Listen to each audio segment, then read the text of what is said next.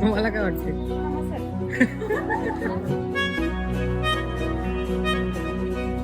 निसर्ग रिसॉर्टच्या स्टाफची पहिली ट्रिप ही 2009 साली आम्ही मालवणला गेलो होतो, सिंधुदुर्ग किल्ल्यावर. त्याच्यानंतर प्रत्येक वर्षी कुठं ना कुठेतरी छोट्या मोठ्या ट्रिप्स आम्ही करत गेलो. जसं एक 3-4 वर्षापूर्वी आमच्याच एका प्रोजेक्टला माणी फॉरेस्ट कॅम्पला आम्ही सगळा स्टाफ 2 दिवस राहिलो. तेव्हा आमच्या स्टाफने अशी एक इच्छा दाखवली की आम्हाला समुद्र बघायचा. तर मागच्या वर्षी आम्ही मालवणला सामंत रिसॉर्ट म्हणून आहे, तिथे सगळा स्टाफ आमचा जवळ 35-40 जण आम्ही गेलो.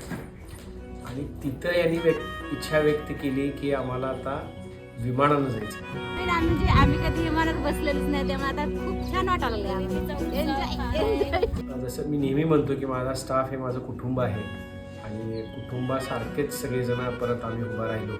आणि आमचं हे सगळ्यांचं जे स्वप्न होतं की विमानानं कुठेतरी जायचं, आणि हा सगळा खर्च पूर्ण कंपनीवर न टाकता आम्ही कुटुंब म्हणून हा निर्णय घेतला की काही प्रमाणात त्याच्यातला खर्च कंपनी उचलेल आणि काही प्रमाणात आमचा स्टाफ उचलेल, आणि तो आम्ही त्यांच्या पगारातून थोडा थोडा कट करू. विमानानं जाणार म्हटल्यावर सगळे खुश झाले सगळे.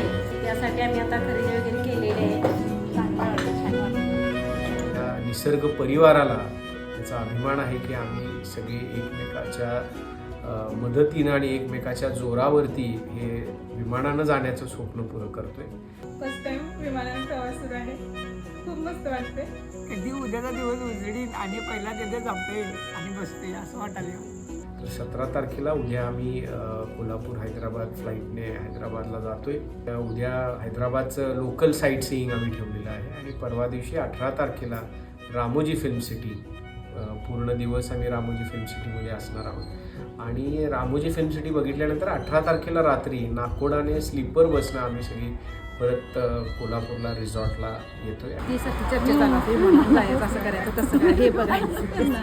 आता मजा करायची, खेळायचं, फिरायचं, आणि अजून आतुरतेनं आम्हाला वाटते कधी जायचं, कधी बसायचं विमानात, कधी एन्जॉय करायचं. आणि हे सगळं शक्य होतं फक्त आणि फक्त तुमच्या प्रेमामुळे, तुमच्या आशीर्वादामुळे. आता फक्त डायरेक्ट सकाळी उठायचंय, झोप तर लागणारच नाही ऑफकोर्स. डायरेक्ट आता उद्या भेटूया, बाय. असेच प्रेम आमच्यावर अजूनही ठेवा, असेच आयुष्यभर आमच्यावर प्रेम करत राहा हीच विनंती.